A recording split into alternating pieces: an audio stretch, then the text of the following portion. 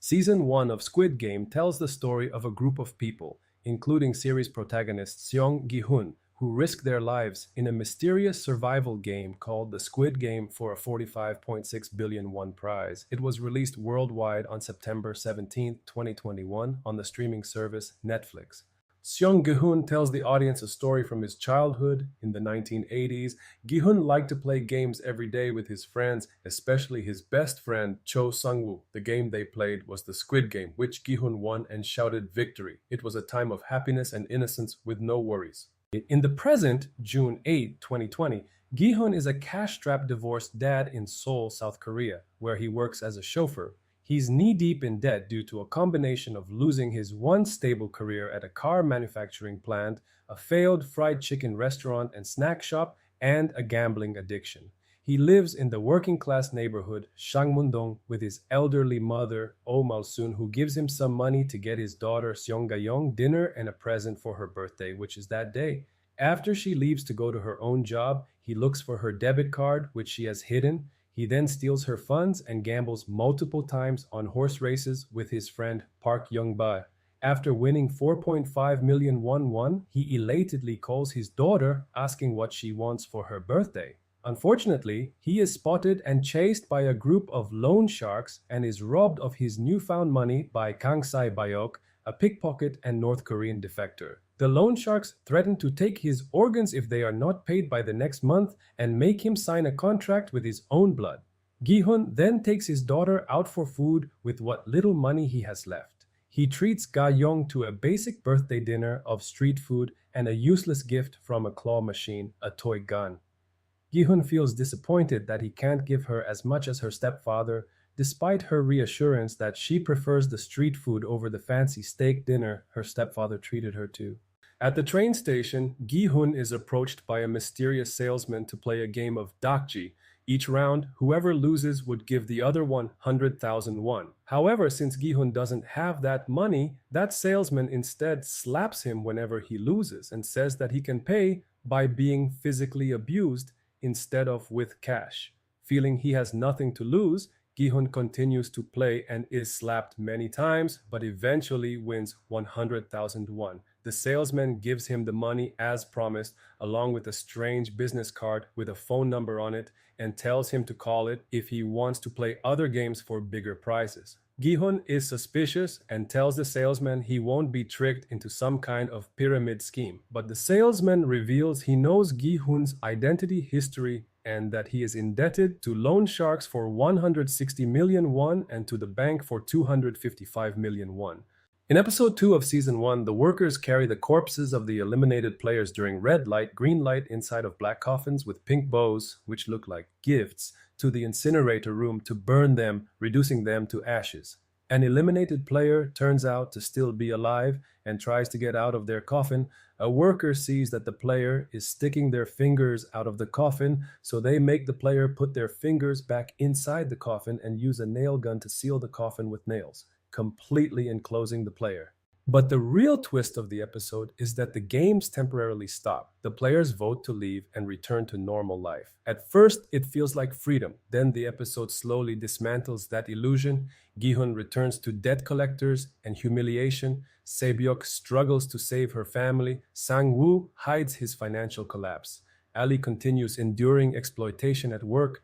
Outside the arena, everyone is still trapped, just in quieter ways. That's why the title Hell matters so much. The episode's core message is brutal. The real world is just another version of the game. The players aren't returning to safety, they're returning to economic desperation, loneliness, abuse, and hopelessness. Even Oh Il-nam hints at this when he suggests the outside world may actually be worse than the games themselves. And that's what makes the ending hit so hard. Most of them voluntarily come back, not because they trust the game, not because they're brave, because reality gave them even less chance of survival. Episode 3. The Man with the Umbrella is the episode where Squid Game stops pretending the games are random. This is the infamous Honeycomb challenge, the one where players must carve shapes out of fragile sugar candy without breaking them. Sounds simple until the shapes are revealed. Some players get triangles and circles. Others get stars. Then there's the umbrella.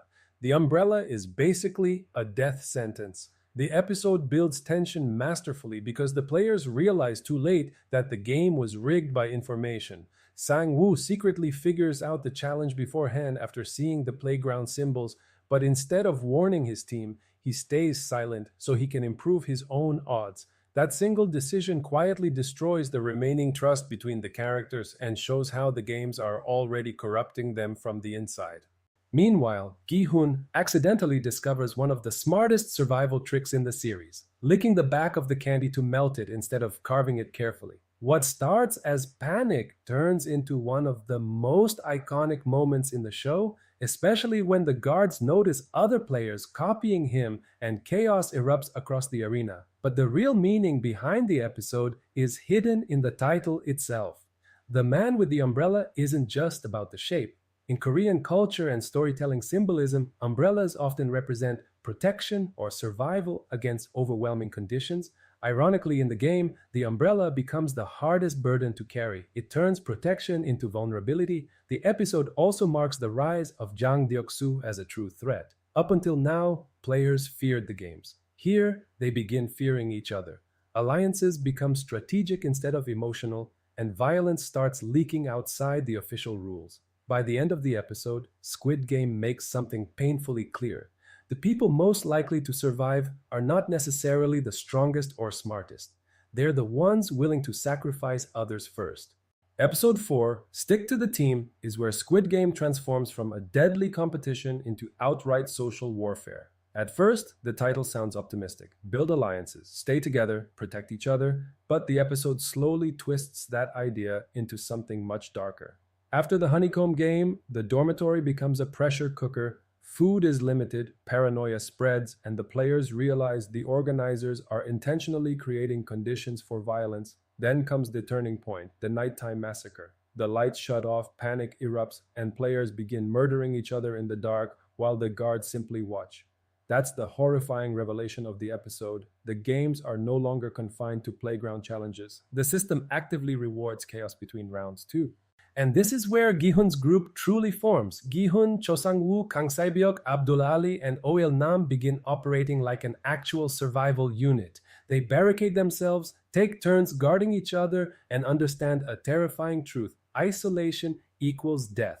But the episode's emotional core belongs to Il-nam. During the riot, the old man climbs onto the bunk beds and screams for everyone to stop. Suddenly, the frontman orders the guards to intervene and end the massacre immediately. That tiny moment quietly hints at Il-nam's deeper importance long before the series reveals the truth about him. Then comes Tug of War. The episode ends with one of the cruelest cliffhangers in the series. Teams are selected based almost entirely on physical strength, which instantly turns elderly players and women into liabilities in the eyes of others. You can feel the fear spreading across the room as human worth becomes reduced to utility.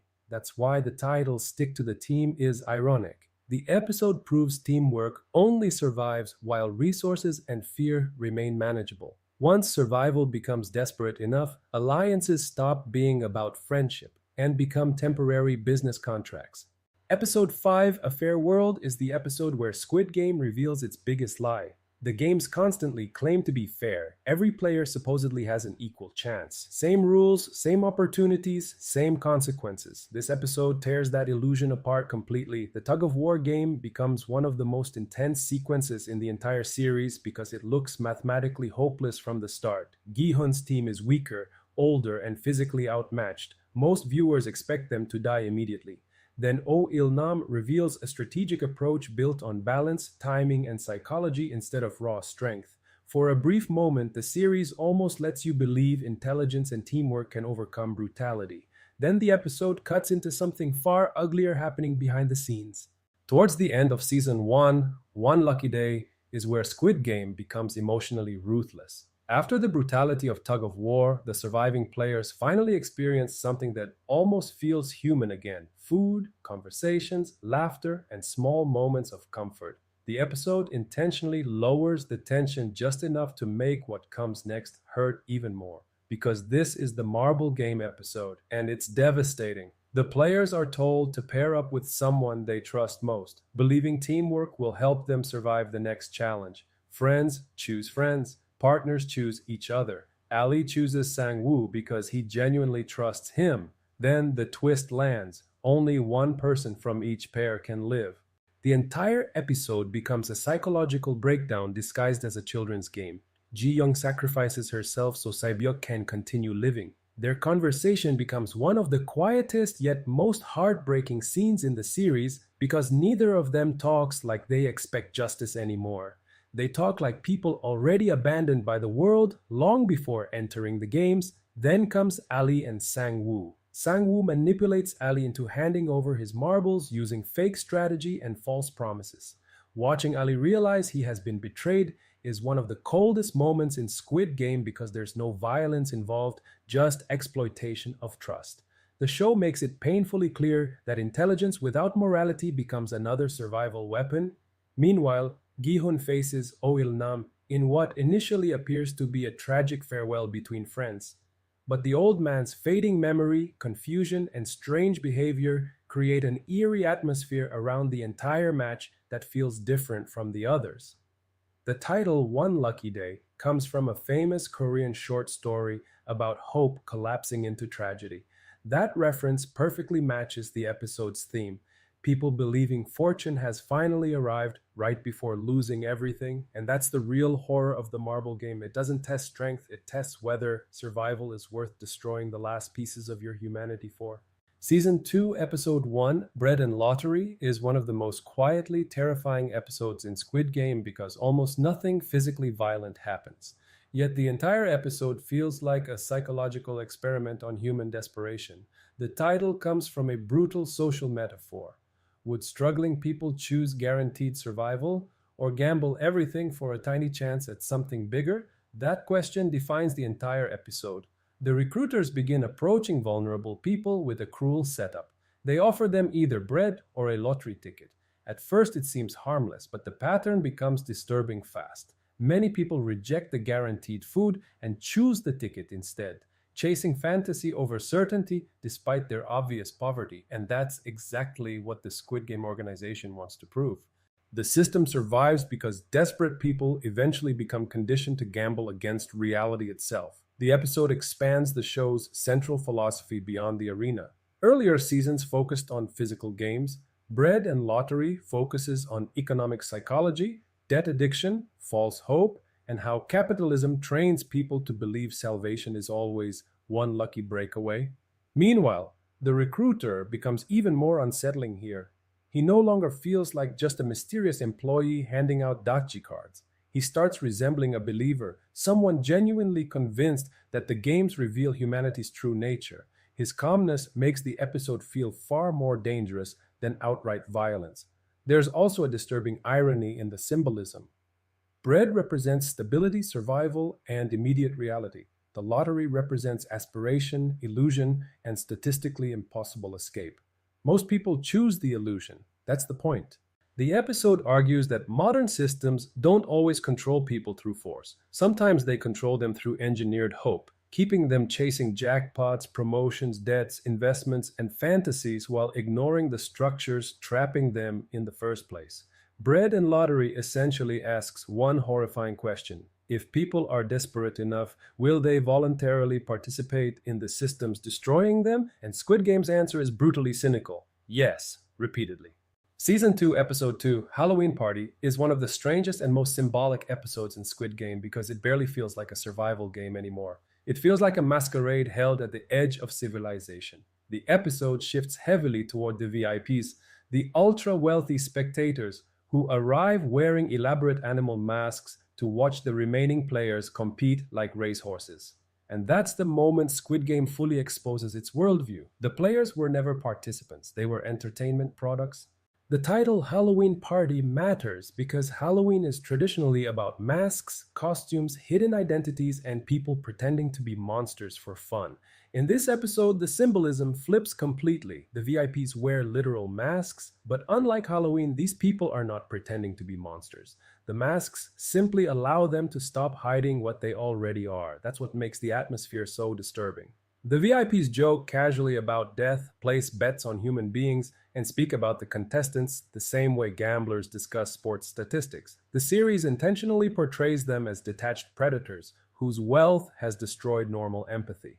Meanwhile, the glass bridge game becomes one of the cruelest psychological experiments in the series. Players must cross panels suspended high above the ground, choosing between tempered glass that holds their weight and ordinary glass that instantly shatters. Most choices are pure luck. The game strips survival down to probability and sacrifice, forcing people in the front to become disposable scouts for everyone behind them. And then comes one of the episode's smartest details. The organizers secretly sabotage the glass expert player by turning off the lights once his skill begins threatening the intended randomness of the game. That moment perfectly summarizes Squid Game's philosophy. The system only celebrates merit until merit interferes with spectacle. Even competence becomes unacceptable if it reduces the entertainment value for the elite watching above. At the same time, Detective Hwang Jun-ho uncovers the horrifying truth about the frontman's identity, pushing the story into full tragedy rather than mystery. By the end of Halloween Party, Squid Game no longer feels like a game about debt. It feels like a ritual designed for wealthy people who became so disconnected from humanity that suffering itself turned into leisure. Season 2, Episode 3, 001, is the episode where Squid Game completely redefines everything that came before it. At first, the finale looks straightforward. Gi-hun survives the last game, wins the money, and escapes the nightmare.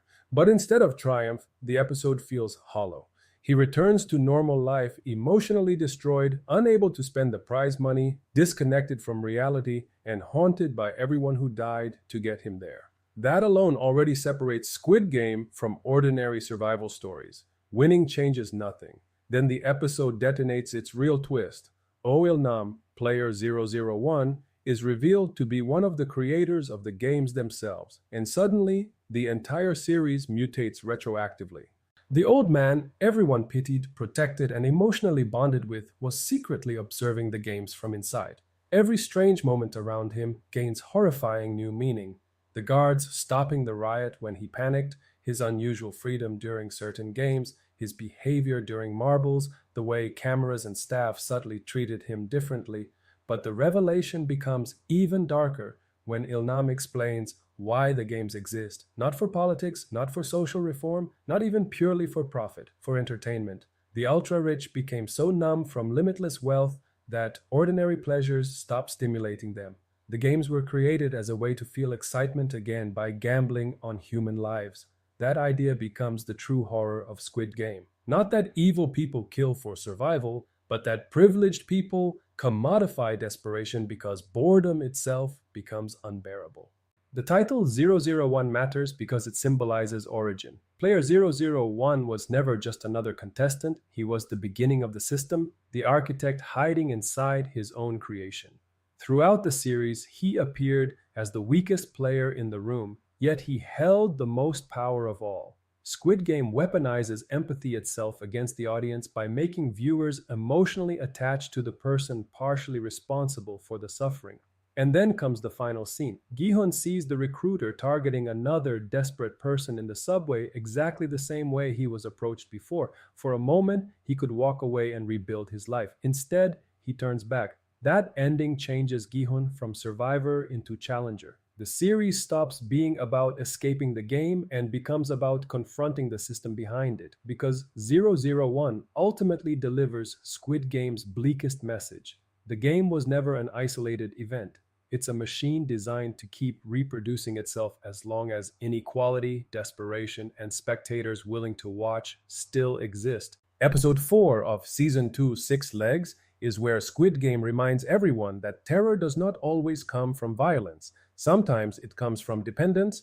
The episode centers around one of the most deceptively cruel games in the series, the six-legged pentathlon. Teams are physically tied together at the legs and forced to complete multiple children's games in sequence under a strict time limit.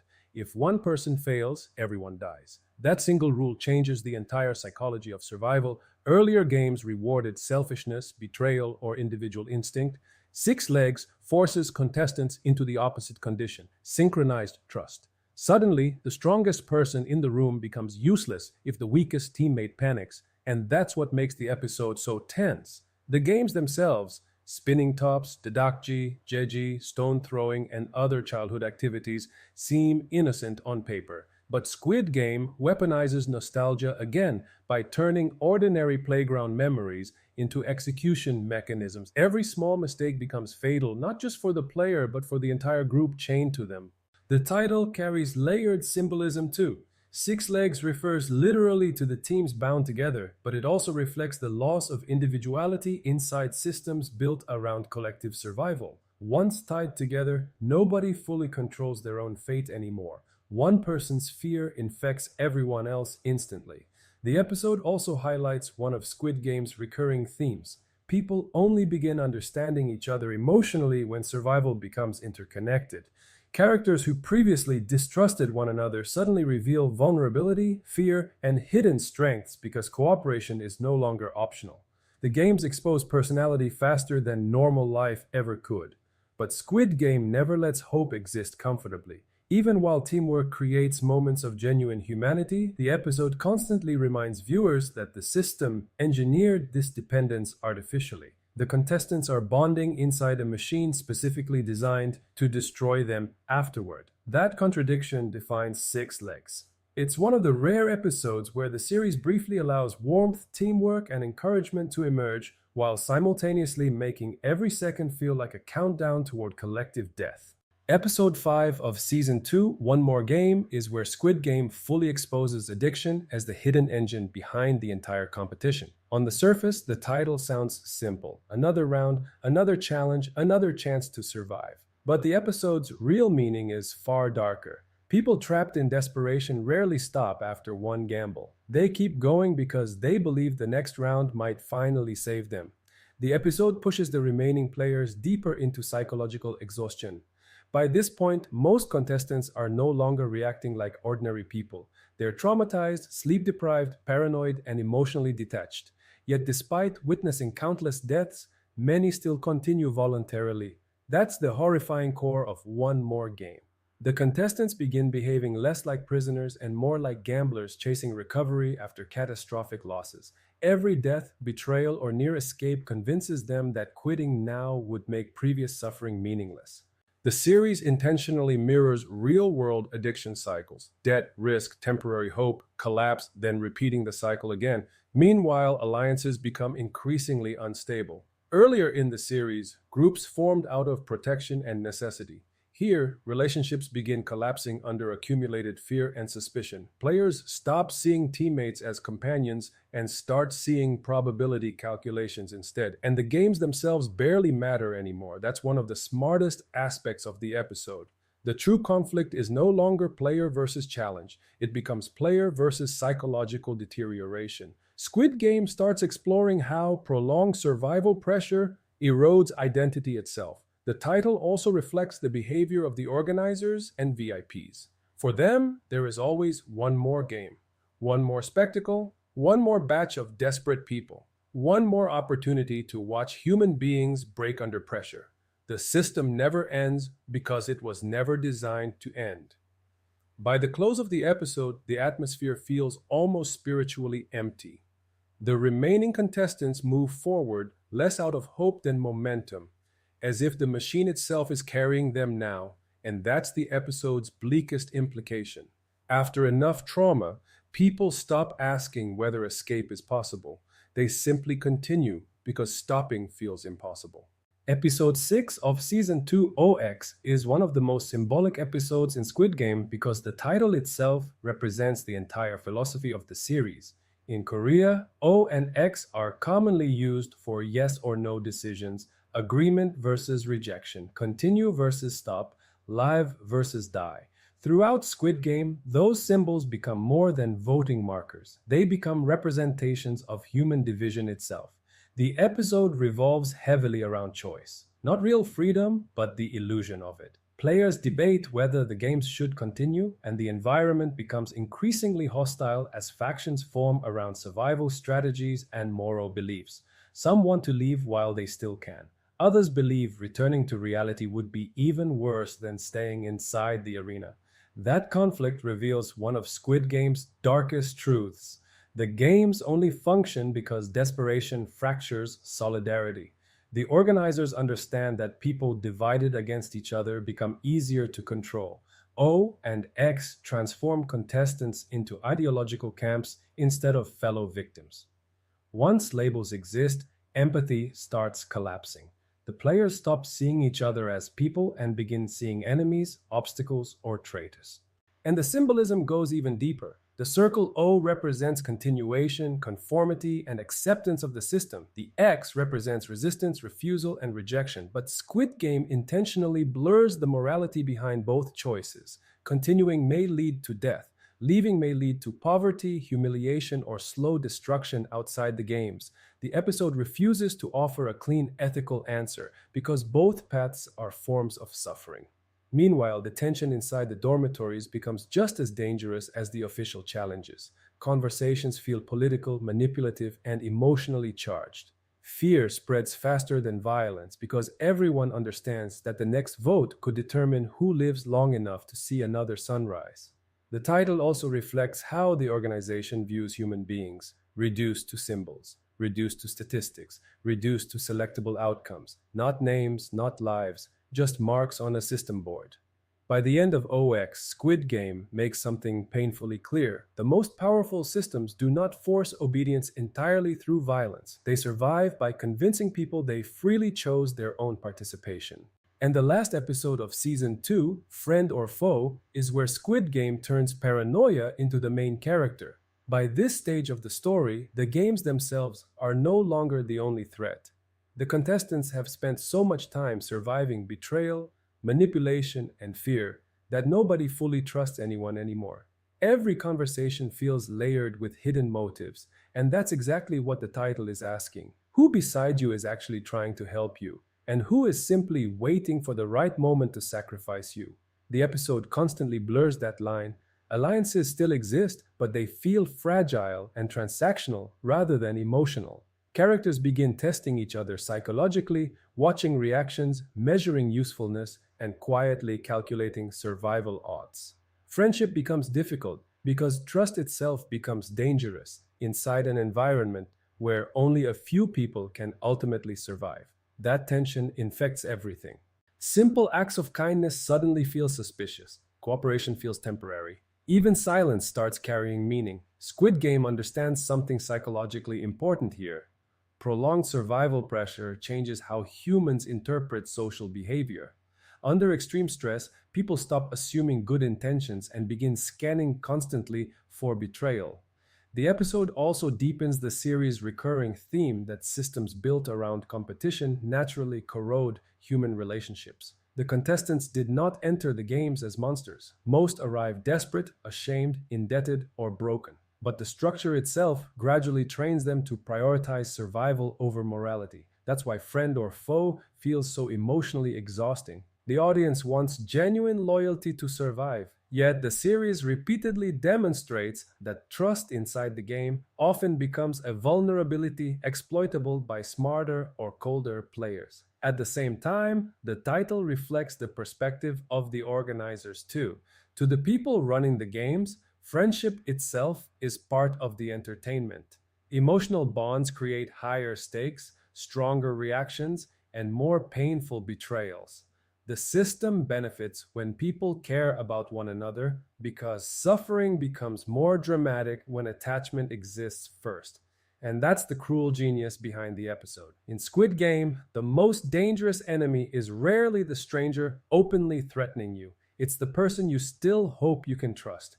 Now we move on to the last season and first episode. Keys and Knives is one of the most openly symbolic episodes in Squid Game because the title basically tells you the entire philosophy of the game before the episode even begins.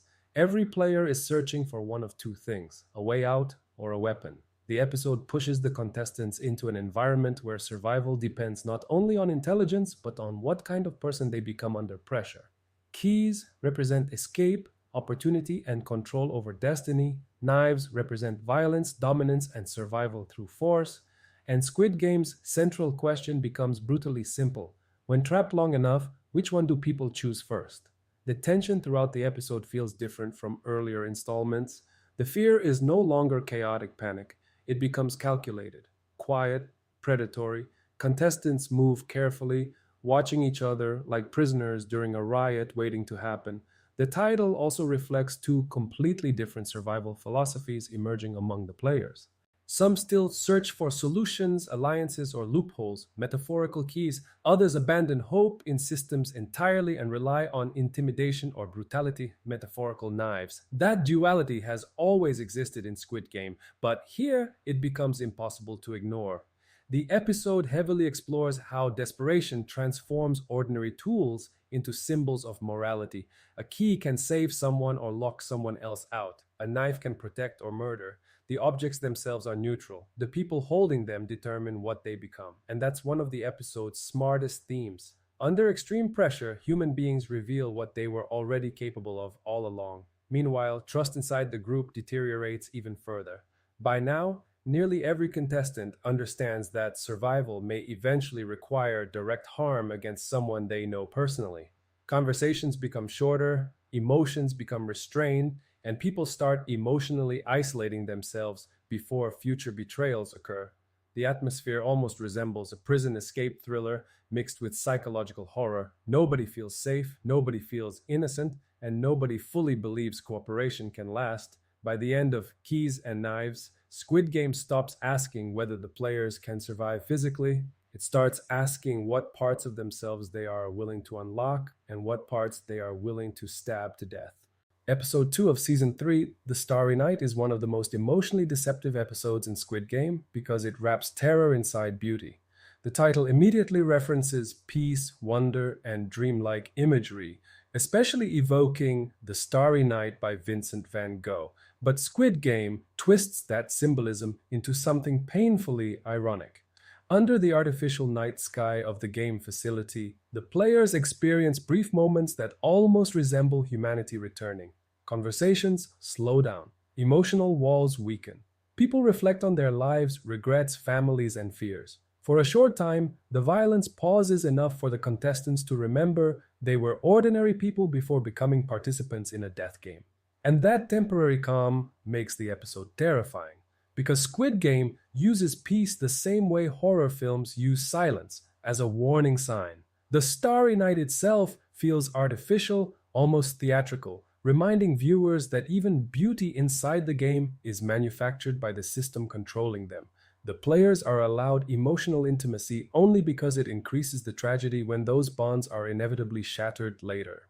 And that temporary calm makes the episode terrifying because Squid Game uses peace the same way horror films use silence as a warning sign. The Starry Night itself feels artificial, almost theatrical, reminding viewers that even beauty inside the game is manufactured by the system controlling them. The players are allowed emotional intimacy only because it increases the tragedy when those bonds are inevitably shattered later. That's what the episode understands so well psychologically. Humans become most vulnerable immediately after they begin feeling safe again. The episode also deepens the existential exhaustion affecting the contestants. By now, many are no longer reacting with panic. Instead, they display emotional numbness mixed with brief flashes of hope or connection. Survival has become routine, which is arguably more disturbing than fear itself. The title carries another layer too. Van Gogh's Starry Night is often associated with loneliness, emotional suffering, and searching for meaning inside overwhelming darkness. That connection fits Squid Game perfectly. The contestants are surrounded by spectacle and light, yet internally they remain isolated, terrified, and psychologically collapsing. Meanwhile, relationships between players begin feeling more genuine precisely because everyone senses time running out. Honesty emerges not because the environment became kinder, but because death stripped away social performance. And that's why the episode lingers emotionally. The Starry Night briefly allows the contestants to feel human again before reminding them that the system surrounding them was designed to consume humanity piece by piece. Episode 3, It's Not Your Fault, is one of the most psychologically brutal episodes in Squid Game because the title sounds compassionate while the episode itself dismantles the very idea of innocence. The phrase, "it's not your fault," is normally associated with comfort, forgiveness, or emotional healing. But in Squid Game, the line becomes deeply unsettling because almost every character is carrying guilt by this point. Guilt for surviving, guilt for betraying others, guilt for wanting money badly enough to keep playing, and guilt for discovering what they are capable of under pressure. The episode explores how trauma reshapes morality. Contestants begin trying to rationalize their decisions emotionally, telling themselves they had no choice, that the system forced them into impossible situations, that survival justified everything. And in many ways, they're right. That's the uncomfortable brilliance of the episode. Squid Game refuses to give simple moral answers. The players are both victims and participants simultaneously. They are trapped inside a machine engineered to weaponize desperation against them. Yet they still make devastating personal choices inside that machine. The title therefore operates almost like a psychological defense mechanism. It's not your fault, a sentence people repeat when reality becomes too painful to carry directly. The episode also deepens the emotional collapse of several characters who can no longer separate survival instinct from personal identity. Earlier in the series, contestants still believed they could survive and remain morally intact afterward. By now, many understand that even victory may permanently destroy who they used to be. That realization hangs over every interaction. Conversations feel heavier, silences feel accusatory. Even moments of kindness carry grief underneath them. The title has another darker implication too. The organizers themselves could use the exact same phrase to justify the games. It's not our fault they came voluntarily. It's not our fault society failed them. It's not our fault desperation drove them here. That's the terrifying ethical structure behind Squid Game. Responsibility constantly gets displaced upward and downward until nobody fully claims it anymore, and that's why the episode feels so emotionally suffocating. Because beneath all the violence and spectacle, it's not your fault asks a deeply uncomfortable question. If a system is designed to break people psychologically, where exactly does personal responsibility begin? And where does systemic cruelty end? Episode 4 of Season 3, 222, is one of the most symbolic episodes in Squid Game because the number itself feels less like a player ID and more like a coded omen. In Squid Game, numbers are never just numbers. They replace names, erase identities, and reduce human beings into manageable pieces inside a system. But 222 stands out because repeating numbers naturally feel meaningful to people, almost spiritual, almost destined. The episode leans heavily into that atmosphere of fate, coincidence, and inevitability. Player 222 becomes emotionally important not simply because of survival, but because the character represents vulnerability inside a system that treats vulnerability as weakness. The episode constantly contrasts innocence and brutality. Moments that should evoke empathy instead become tactical calculations for other contestants. Compassion becomes risky because emotional attachment inside the games usually creates future suffering, and that's the tragedy at the center of 222. The players are still human enough to care, but the environment punishes humanity constantly. The repeating 2 symbolism also quietly reflects duality. Hope and despair, trust and betrayal, life and death, protection and exploitation. Everything in the episode feels emotionally split down the middle. Characters struggle between preserving conscience and preserving themselves. Nobody moves through the games cleanly anymore. Every decision leaves psychological damage behind. The episode also pushes the idea that the contestants are beginning to see patterns and meaning where none may exist, something humans naturally do under extreme stress. Numbers, coincidences, promises, and emotional bonds start feeling prophetic because uncertainty becomes unbearable otherwise. That psychological detail matters. People trapped in uncontrollable environments often search desperately for signs that events happen for a reason. 222 captures that mindset perfectly. Fate becomes emotionally comforting because randomness feels too cruel to accept. Meanwhile, the system running the games remains completely indifferent. That contrast defines the episode's emotional weight. Contestants search for meaning while the organization sees only outcomes and entertainment metrics. And that's why 222 feels haunting. It suggests that even inside a machine built to erase individuality, people still desperately try to believe their existence means something beyond a number on a uniform. Episode 5 of Season 3 is one of the most important episodes in Squid Game because the title itself finally pulls viewers deeper into the hidden structure behind the games. The symbols, circle, triangle, and square, have always been everywhere in Squid Game, on masks, doors, cards, control panels, playgrounds. At first, they looked like simple visual branding. This episode reveals they are actually the language of the system. Each symbol represents hierarchy and function inside the organization. The workers with circles perform basic labor, triangles enforce authority through violence, squares oversee operations and command the others. The entire facility operates like a militarized machine where identity has been stripped away and replaced with geometric roles. That's why the episode feels so cold compared to earlier chapters. The focus shifts away from emotional survival and toward institutional control. Squid Game stops feeling like a mysterious death game and starts resembling an industrialized social order designed for efficiency, obedience, and spectacle. And the symbolism goes even deeper. Shapes are simple, clean, emotionless, interchangeable. That's exactly how the organization views people. Not as individuals with histories or trauma, but as components inside a functioning system. Contestants are numbers, guards are symbols, everybody becomes abstracted into roles easier to control. The episode also explores how hierarchy sustains cruelty. Lower-ranked workers follow orders mechanically because the structure discourages independent thought. Even those enforcing the violence often appear trapped themselves, hidden behind masks and stripped of identity, just like the players. That parallel is one of the episode's smartest themes. The system consumes both victims and enforcers simultaneously.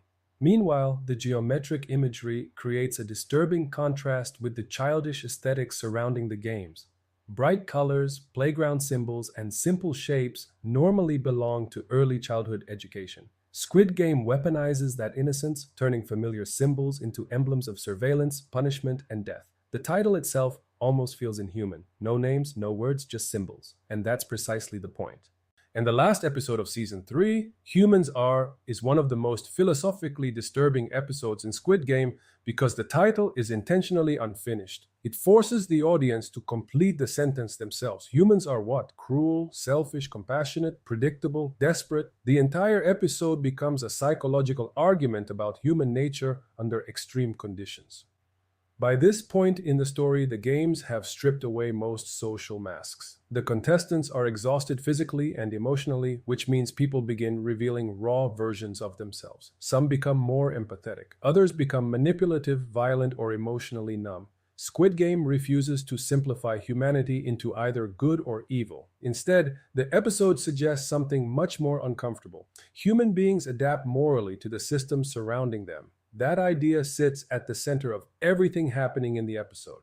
The players are not behaving inside normal civilization anymore. They exist inside an engineered environment where fear, scarcity, humiliation, and survival pressure constantly distort ethical behavior. And the organizers are studying that transformation almost scientifically. The title, Humans Are, therefore, feels less like a statement and more like an experiment label. The VIPs, guards, and creators of the games all seem obsessed with defining humanity through observation.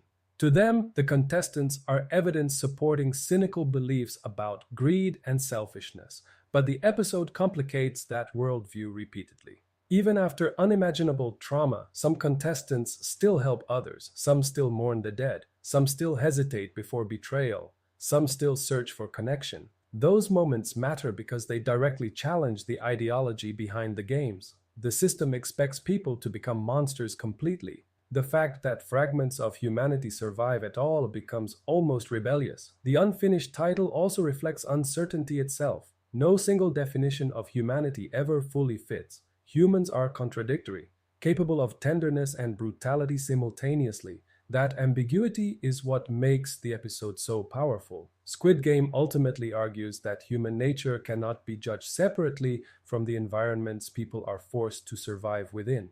Put people inside systems built on humiliation, inequality, and fear long enough, and even morality begins mutating under pressure. And that may be the series' most unsettling message of all. Squid Game is the kind of show where, although there are main characters that stand apart from others, you really find your favorites like you're watching a reality competition show. There are plenty of great personalities to get hooked on and root for and against, but it's great that this series does a lot for its central characters, especially its gambler protagonist Gi-hun and another central player Sang-woo, to make them impactful past their personalities. There's an interesting rule with the game where players can vote and ends the games with a majority ruling. When this initially came up at the end of the first game, I thought that they wouldn't end it, but to my genuine surprise, the game ends, and the series does a great job using this moment to give greater depth to its characters outside of Gi-hun. Gi-hun's story is mostly shown before the games and gives a good insight into his financially strenuous situation while also showing his motivations to be in the game to become closer with his daughter and lead a better life. Jung-jae's performance is really tremendous throughout, as he initially emphasizes Gi-hun's gambling addiction and lack of empathy for others, and then gives Gi-hun more complex emotions that come from him connecting with other competitors and wanting them all to live. However, this return to normal life after the first game actually showcases other characters' situations and motivations as well, and showcases some of the themes about economic disparity and corrupt class systems. Squid Game is actually an excellent companion to Bong Joon-ho's Parasite for not only being a strong example of rising Korean filmmaking talent, but for sharing similar themes about financial inequality. All the contestants face some kind of financial struggle that stems from some of the corruption and disparity in their South Korean homes, and with no real assistance or paths for a better future seen in the real world, they're all forced to compete with the only thing of value they have left, their lives. Characters like Song-woo and Se-byuk are especially shown to suffer from the current status of Korean economic disparity, as their sense of hopelessness not only affects their own views of reality, but also others close to them. This return to normalcy instills this disparity and showcase how forced into desperations these characters have become. Dong-hyuk also does a great job establishing this visually with how he makes the shots in the real world feel crummy and bleak, and the atmosphere in the game have brighter colors and a more fantastical look to it. It's really the only way that they're going to get out of the financial holes they're in, and that comes through even stronger in how the series delves into the mystery organization behind it all. There's a sub-story introduced involving a detective named Jun-ho, Ha-joon, infiltrating the mysterious organization behind the game to find his missing brother. It's a great way to peel back the curtain without revealing too much. There's a hierarchy among the shape-faced underlings that's shown, a small conspiracy within the group that involves organ harvesting, and some interesting reveals surrounding the organization's mysterious leader, the front man, Tom Choi. There's definitely still some mystery surrounding the organization, and Dong-hyuk sets up the idea of focusing more on this organization in a second Squid Game season. More importantly, it continues to emphasize the economic and political issues in the real world as it maintains this ideology of the games, showing a fairness that these people won't find in the real world. These themes about economic inequality come through really well throughout, and even though things get a little messy with the big twist that comes in the final episode, these characters really end up having your heart with how they change upon returning to the game. Even if the themes connected to Korea's economic and political disparities don't come through, Squid Game dissects human behavior in a deeply emotional and compelling way through its characters. Gi-hun's journey throughout this series is very touching with how he grows compassion and empathy for others through the people he connects with. The relationship he develops with an old man that's more than meets the eye. Oh Il-nam, oh Yeong-su, constantly tugs at your heart, and even how he tries to fight against the depravity the game wants him to act upon really displays who he is. Based on how it's structured, the game is meant to bring out the most selfish and worst parts of human behavior that some characters fall into. However, what you really end up taking away are the brighter spots that embody a sense of care or fairness that are shown through Gi-hun's actions, most of them anyway, and how Song-woo slowly starts to value himself over others. It's a great reflection of the importance valuing human lives over dollars And this is brought out even more in the surprisingly emotional final moments between Gi-hun and the secret host behind everything. It's even great that Gi-hun becomes so impacted by everything that he's going to take action and fight against the organization, which will hopefully be a big part of the proposed second season. The narrative was great from the beginning, and on its sleeve wore the theme of social commentary that I've found to be very prevalent in South Korean cinema. More specifically, the blending of two polar opposite groups from society to see the moral implications on one when presented with the other. With this series in particular, it was an experiment to see how the promise of money could twist the values held by people that are drowning in a sea of debt. It was really interesting to see how the contestants were actually a lot better off before participating in the games in the moral sense and for the most part in terms of their life. I really liked how the orchestrators of the event disguised their brutality within the elements of free will and communism, as well as making the contestants responsible for their involvement without really knowing it when they started.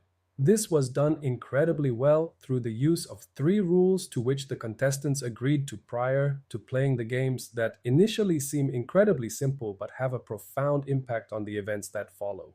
I loved the roller coaster of a story that took a number of twists and turns that made for a truly memorable and emotional experience for the audience.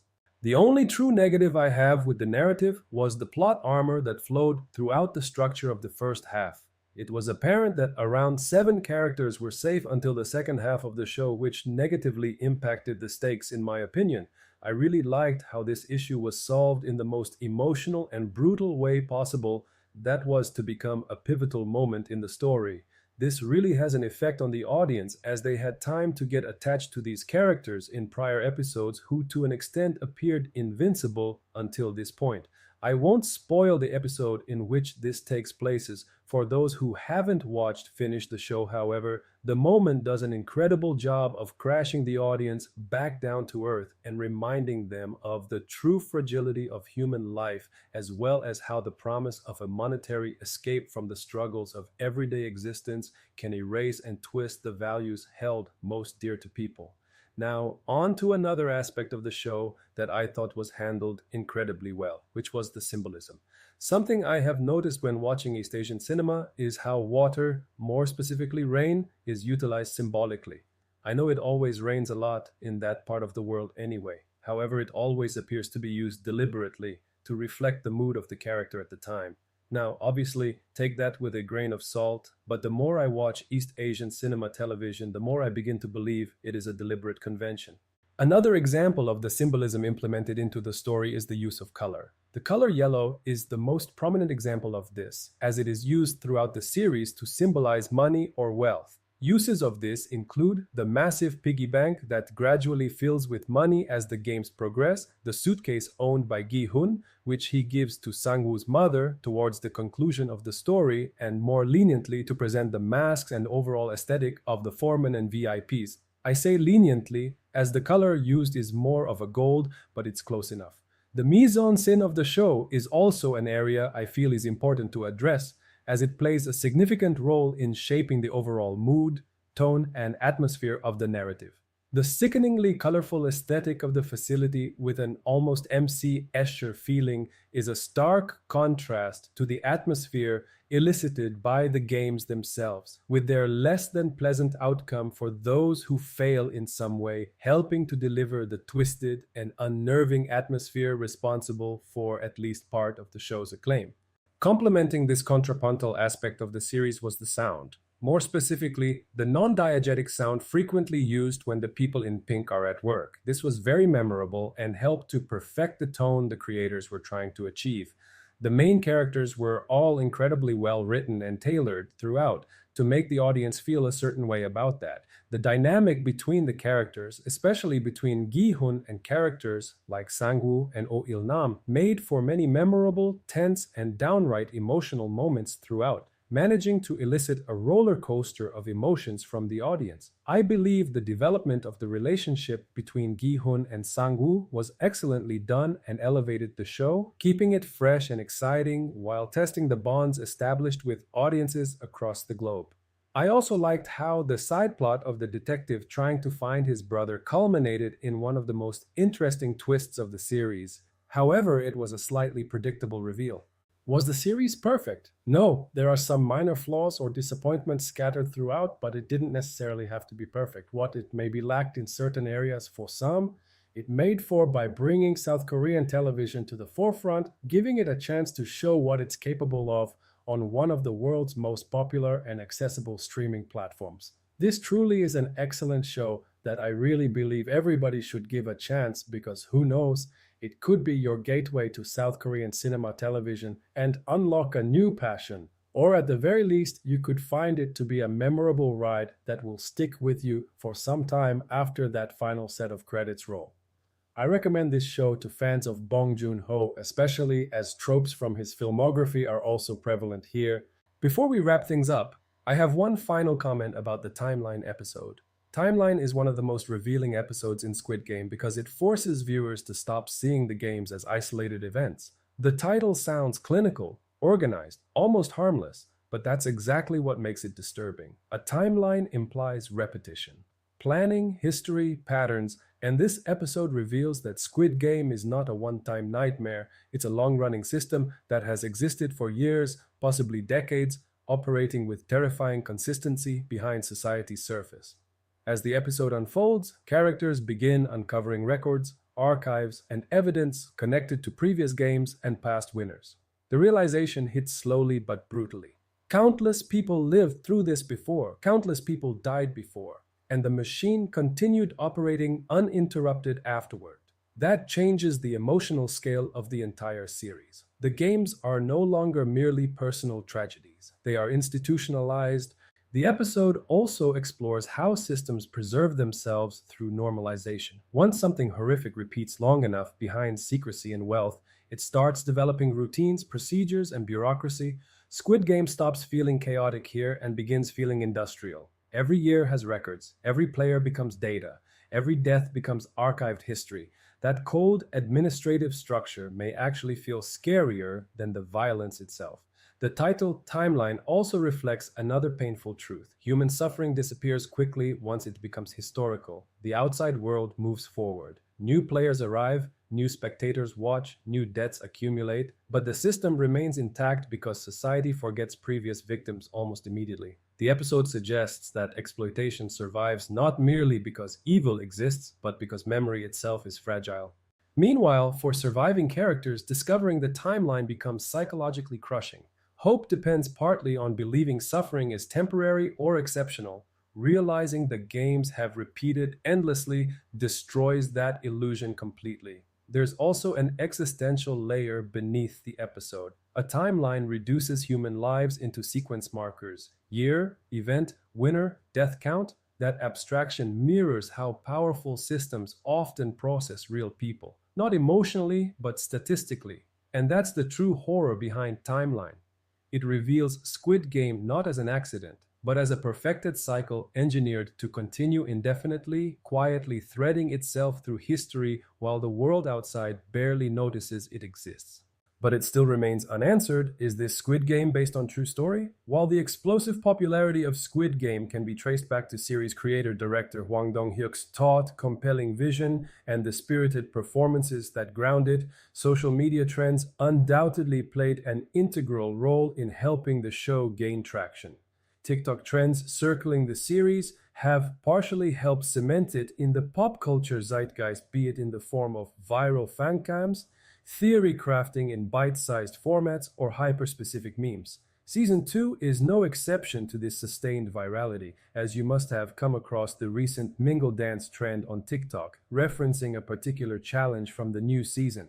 You also might have stumbled across thousands of fancams featuring actor Lee Byung-hun, whose turn as the frontman has left audiences curious about his other cinematic contributions over the years. Unfortunately, this obsessive scrutiny can be a double-edged sword. Days after Season 2 of the show premiered, a now viral TikTok video claimed that a real-life Squid Game took place in 1986 in a bunker underground in no man's land where people were held and had to complete several games to survive via the Korea Times. This claim was furnished alongside images of what seemed to be a rundown warehouse with vibrant walls and staircases, similar to the grand maze-like lobby in the series. The pictures also featured groups of people presented as unwilling participants of these purportedly inhumane death games.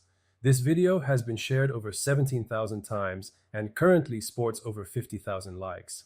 The primary themes that run through Squid Game might be pretty heavy-handed, but any fictional premise that staunchly critiques capitalism and its fallout while focusing on what makes us human is, in my book, more than welcome. Hwang Dong-hyuk juxtaposes the hellish death matches with the borderline unlivable real world, where people are weighed down by massive debts and desperate efforts to make ends meet. Although the ethos surrounding the Squid Games is undoubtedly dehumanizing and hypocritical, these moral voids are easy to bypass for those with their backs against the wall, who are ready to pay any price for a dazzling piggy bank containing 45.6 billion won.